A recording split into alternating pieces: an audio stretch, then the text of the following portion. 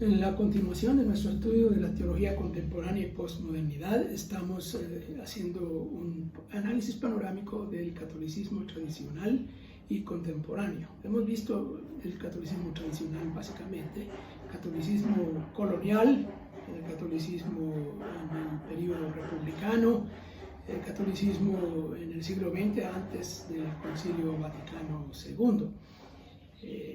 Vimos el Concilio Vaticano I con unas poquitas cosas.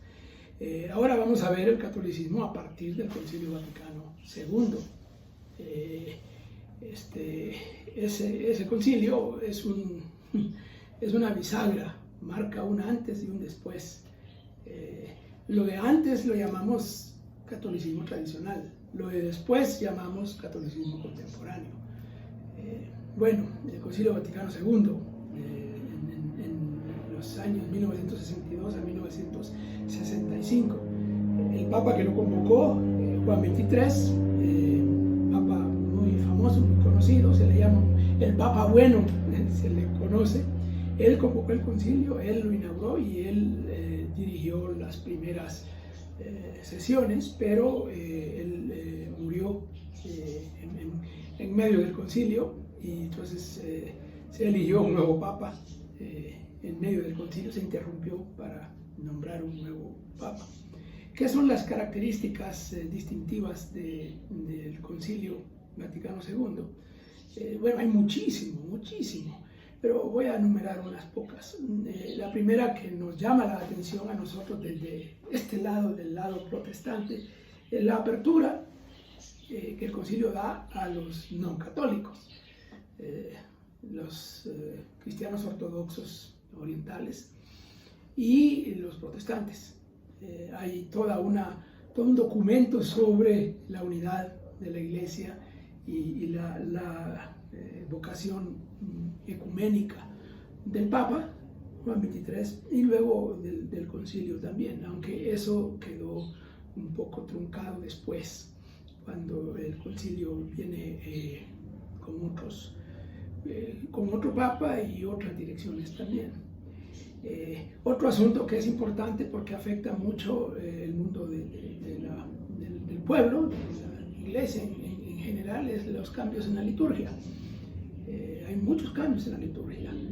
Se empieza se aprueba, digamos, el uso de los idiomas vernáculos en la misa. Antes solo el latín se usaba.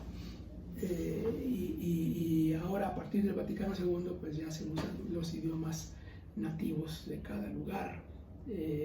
También la participación de laicos en la liturgia, en las lecturas bíblicas y en otras cosas propias de la liturgia católica. Ya es una apertura. También hay una apertura hacia los estudios bíblicos. Ya había estudios bíblicos, pero muchos de esos estudios bíblicos se hacían así como medio a escondidas, sin la aprobación oficial del papado, digamos, de la curia, de la jerarquía católica. Ahora ya se hace más oficialmente y hay una explosión de estudios bíblicos. De hecho, como que estaban reprimidos los estudios bíblicos en la Iglesia Católica y entonces salen muchísimo editoriales católicas dedicadas casi exclusivamente a la publicación de libros relacionados con estudios bíblicos. Y estudios bíblicos nos referimos no solamente a comentarios bíblicos, nos referimos a herramientas bíblicas, a estudios sobre cuestiones relacionadas con el tiempo bíblico, con el mundo bíblico, con la historia bíblica. Hay una gran cantidad de estudios y de hecho los católicos ahora, por lo menos en el mundo de habla española, llevan la ventaja, llevan la delantera.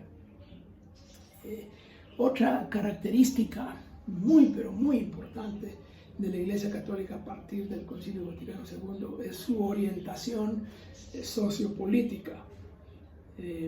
La doctrina social de la Iglesia ya venía desde finales del siglo XIX con el Papa León XIII y se había desarrollado, pero se había desarrollado alineada más o menos a los movimientos políticos de la época. Pero aquí ya se ponen en relación con movimientos más revolucionarios. De hecho, esta apertura a la situación, a los temas sociopolíticos, es lo que propició el surgimiento de la teología de la liberación en América Latina. Es el principal resultado de esta apertura, que fue, por así decirlo, aprobado. El Papa Paulo VI, que es el Papa que sucedió a Juan XXIII, tenía esa orientación. Muchos lo critican y muchos lo señalan de ser un Papa socialista, que llevó a la Iglesia a ese rumbo. Y no dejan de tener razón en sus críticas, porque es justamente con él que nace la teología de la liberación en América Latina. Es el primer papa que viajó a América Latina. Él vino a la conferencia episcopal de Medellín, que es donde arrancó, por así decirlo, el movimiento de la teología de la liberación.